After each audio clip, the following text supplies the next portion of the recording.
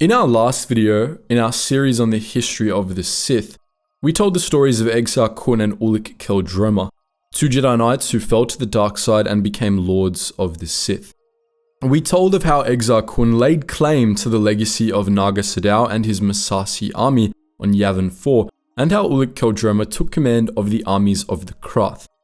Today, we'll be continuing the story of these fearsome Sith Lords, telling of how they forever transformed the Sith, and how they unleashed the Great Sith War.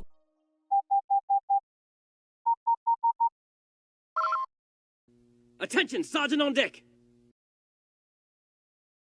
In 3997 BBY, Exar Kun and Ulic Qel-Droma allied in the Iron Citadel on Koros Major, with Kun becoming the Dark Lord of the Sith and Qel-Droma his foremost apprentice.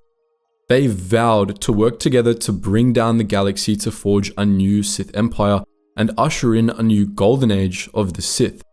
But they didn't begin their Great Crusade immediately. Kun's Massassi and Qel-Droma's Krath were insufficient to take on the Republic alone. Both Sith Lords knew that they still needed more followers. Exar Kun secretly rallied the other remnants of the Sith, rallying the holdouts on Thul and Vjun, and recruiting the assassins of the Makrosa Order. The Makrosa seized control of the Tapani sector, including the shipyards of Fondor, expanding the fleets of the Sith, while Kun and his Sith loyalists resettled many of the lost Sith worlds, building the spaceport city of Dreshdae on Korriban.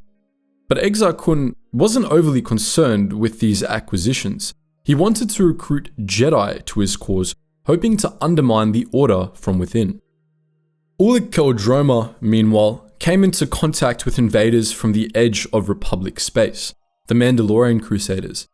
For decades, the Mandalorians had been harassing targets throughout the Republic's northern dependencies, led by the ruthless Mandalore the Indomitable. In a few years before the rise of the Krath, Mandalore and his Crusaders had even pierced the borders of the core worlds, devastating Basilisk and setting up camp on Kuar in the deep core, close to the borders of Krath space. As Qel-Droma rallied the armies of the Empress Teta system, the Mandalorians began attacking Krath patrols, looking for a new target to pillage. Qel-Droma faced Mandalore in single combat on Kuar and emerged victorious, winning the Warlord's allegiance. The Mandalorian Crusaders joined forces with the Krath, and Qel-Droma, Alima Keto, and Mandalore led them in a series of raids on vital Republic shipyards, attacking Foros and Vento with unrestrained ferocity.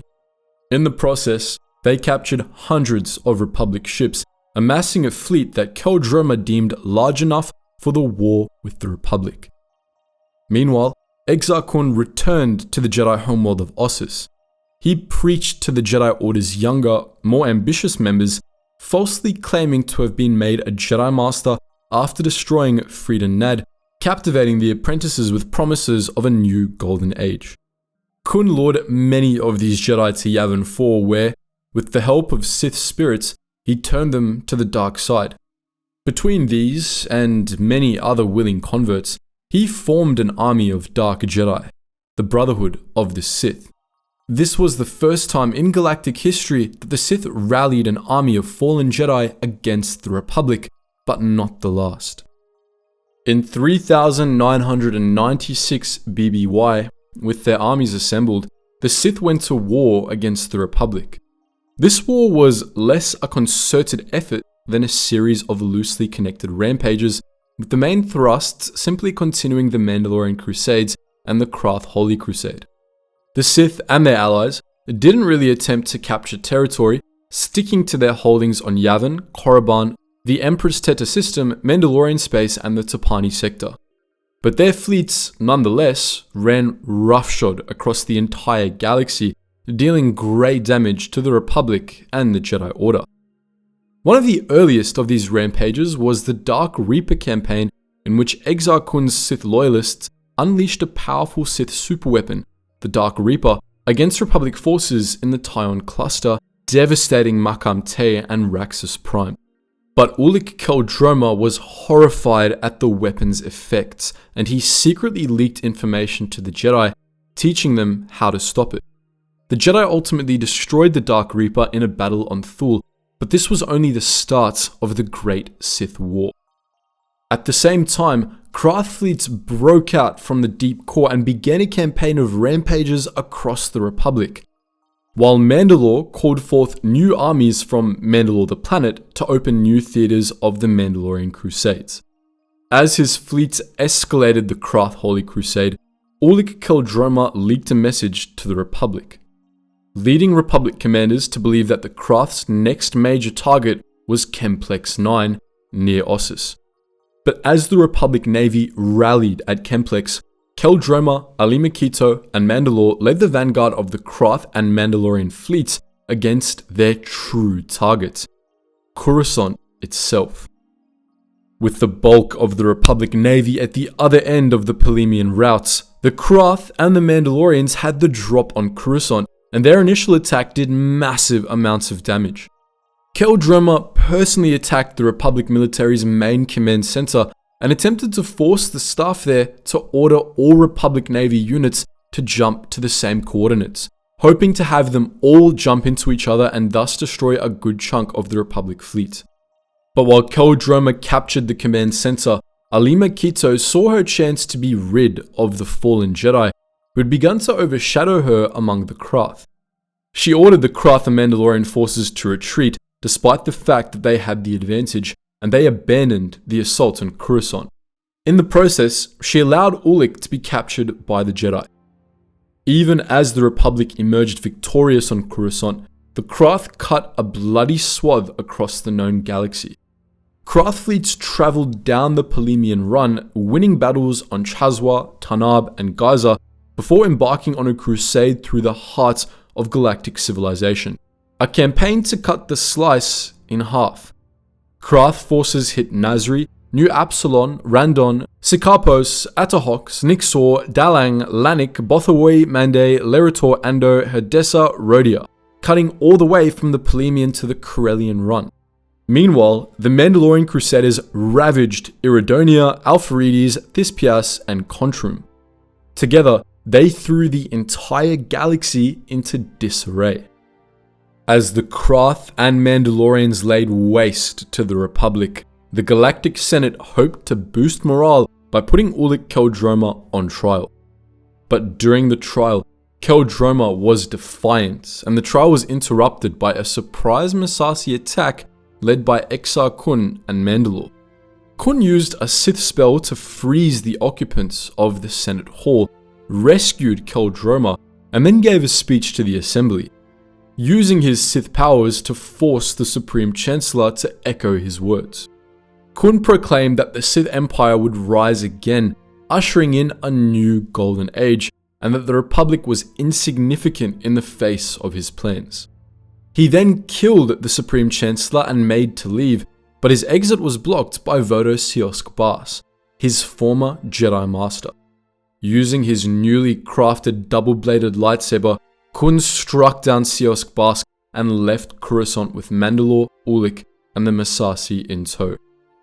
Kun's speech to the Senate was broadcast across the galaxy, and it served as a signal for the Brotherhood of the Sith.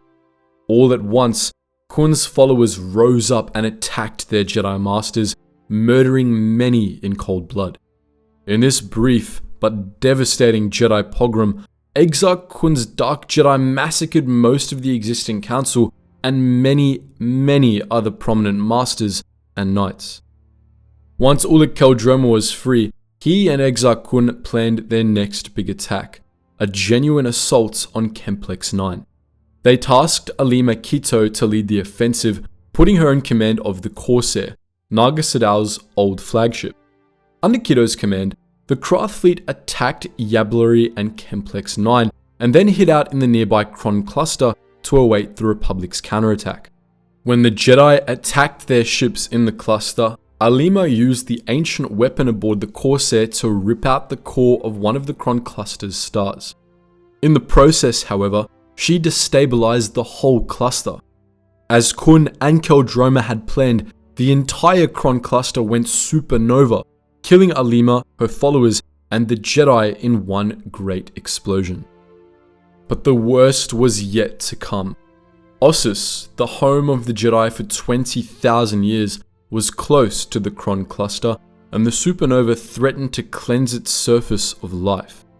With no other option, the Jedi hastily organized a total evacuation of the planet, gathering what artifacts, holocrons, and scrolls they could in the hours they had before the shockwave arrived. During the evacuation, Qun and Qel-Droma paid Ossus a personal visit, looking to steal what they could from the great library of the Jedi before it was destroyed. Qun and his Massassi took all they could cram in their ship and left, but before Ulic could join the party, he was confronted by his brother Kay. Kay tried to convince Ulic to turn away from the dark side, but Ulic refused, and the Qel-Droma brothers fought a fierce lightsaber duel. The battle ended when Ulic, enraged at Kay's continued attempts to redeem him, cut down his own brother. Regret consumed him immediately. As Kay died in his arms, Ulic was filled with grief over all he had done. As he knelt over Kay's body, Ulic was found by Nomi Sunrider, who, upon seeing what Ulic had done, used an arcane Jedi technique to sever his connection to the Force.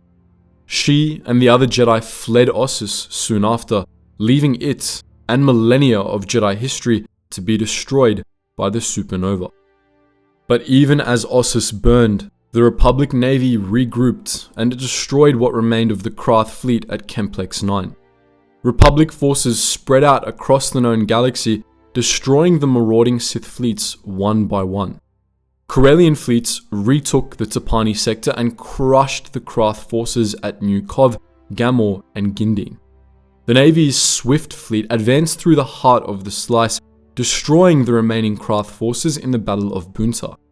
With Alima Keto dead and Ulic Qel-Droma captured, the Krath collapsed and the Republic reclaimed the Empress Teta system. The Mandalorians suffered major defeats at Iridonia and Onderon, and in the latter battle, Mandalore the Indomitable was killed, forced down on Duxun and mauled by the jungle beasts. The Jedi, meanwhile, gathered from across the galaxy, rallying to push back their fallen brethren and Exar Kun's Massassi. Ulic Qel-Droma renounced the Sith and gave the Jedi the location of Kun's stronghold on Yavin 4, and after a decisive victory at Toprawa, the Republic's Rim fleet and thousands of Jedi gathered in the skies above the forest moon. There, Exar Kun, defiant and unwilling to accept defeat, gathered the Massassi and performed a great ritual, which he hoped would free his spirit of its mortal confines and allow his power to spread unchecked across the stars. But the Jedi above sensed the evil, and they created a wall of light around Yavin 4, containing the Sith ritual, which instead created a massive firestorm that swept across the entire moon. Every last Massassi was killed, and Kun's body was destroyed. His spirit endured, but it remained trapped in his now abandoned temple. The entirety of the Great Sith War lasted less than a year, but it was insanely devastating. The Jedi lost Ossus, most of their greatest masters, and a great many knights and apprentices. Large swaths of the Republic were left in ruins, and the Republic military practically had to rebuild from the ground up. Additionally, while Qun and Qel-Droma's reign of terror was short and their Sith coalition was mostly destroyed, they had brought the dark side back to the galaxy, and because of them, the Sith would endure in a new form. The Krath and Massassi were eliminated and Vajun and Tapani had been cleansed, but remnants of the Sith remained in Dreshte on Korriban, in Kesiak on Thul, and on other Sith worlds. Exar Kun had transformed the Sith from a people to a cause, one that could harness the corrupted remnants of the Republic to fight its wars. Because of Exar Kun, the Sith would endure in the Republic as an internal threat, not an external enemy that could be contained. In just a few short years, they would rise again. Kun's crusade was just the beginning of the old Sith Wars. Furthermore, the Sith had brought the Mandalorians into conflict with the Republic, and even though Mandalore the Indomitable was dead, a successor quickly laid claim to his helmet on Duxun, Mandalore the Ultimate. This new Mandalore would rally the Mandalorians on that very moon, and just 30 years after the end of the Great Sith War, he led the Mandalorians to war with the Republic once more. But that's a story for another time, namely next week when we discuss the rise of Revan and Malak. But what do you think? Would you like to see more Great Sith War content in the future? And let us know how you're enjoying the series so far. As always guys, thank you so much for watching, and I hope to see you in the next video.